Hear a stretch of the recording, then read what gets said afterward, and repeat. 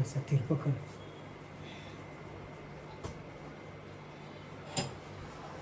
Hello hi, मी संध्या कुलकर्णी. आज म्हटलं रव्याची खीर दाखव. रव्याची खीर सगळेच करतात खरं म्हणजे, साधी सोपी आहे, तिला काही फार वेळ लागत नाही रव्याच्या खीरीला.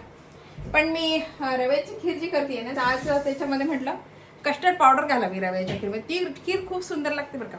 म्हणून मला ही दाखवायची आहे की कस्टर्ड पावडर घालून रव्याची खीर कशी होते, आणि तिला घट्टपणा पण खूप येतो आणि लागते छान ही. तर मी आता त्याला लागणारं साहित्य सांगते. साखर आहे, हा बारीक रवा घेतलेला, जाड घेतला तरी चालतो. बारीक रवा, विलायची आणि जायफळ आणि ड्रायफ्रूट आणि तूप. आणि आता मी हे जे घेतलं ना, हे कस्टर्ड पावडर मी याच्यामध्ये टाकलेली आहे. आणि आता हे छान मिक्स करून घेणार आहे. ही खीर खूप छान लागते, तुम्ही एकदा करून बघा. कस्टर्ड पावडर टाकून खूप सुंदर लागते ही खीर. आता मी हे छान थंड दुधात आधी मिक्स करून घेतलंय. आणि आता मी ना गॅस सुरू करते. गॅस लावते. आता बघा, मी कढईमध्ये तूप टाकले आणि आता हे ड्रायफ्रूट्स होऊ देते.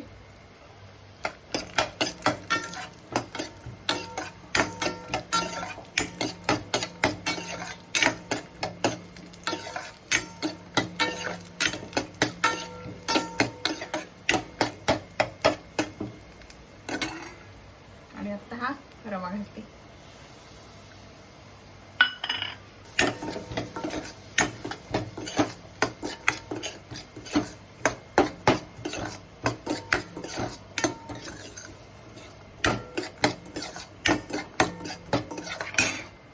हा रवा छान भाजून घेते.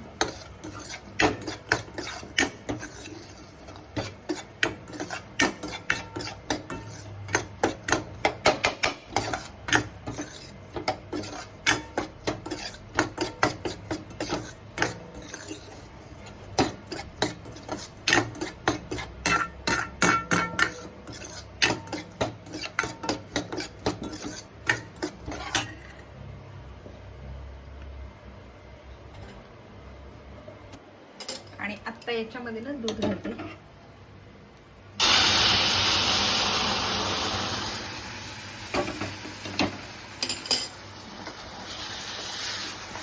दूध घातलं.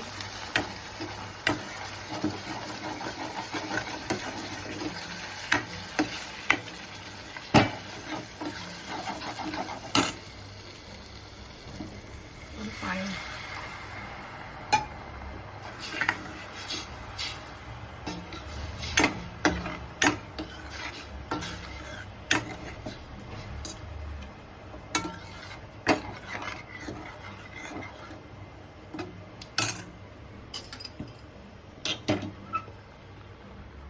दूध खूपच घट्ट आहे ना, म्हणून थोडं पाणी घातलं मी. आता परत दूध घालते.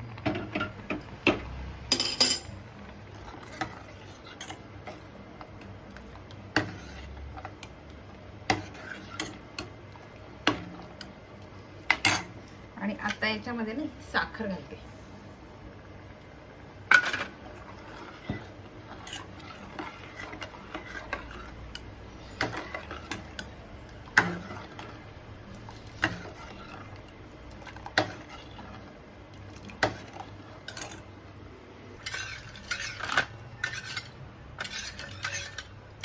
आणि आता आहे ना, ही कस्टर्ड पावडर आणि मी दुधात हे केली. आता ही सगळी याच्यामध्ये घालून देते. छान मिक्स करते.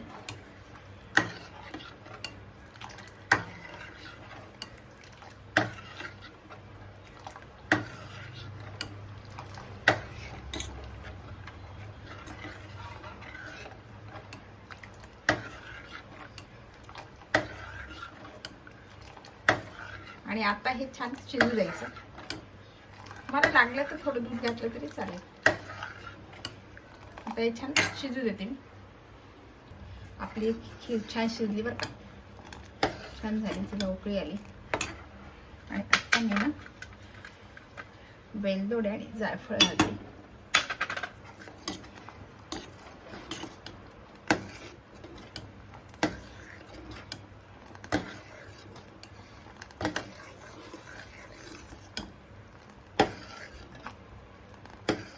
गॅस बंद कर.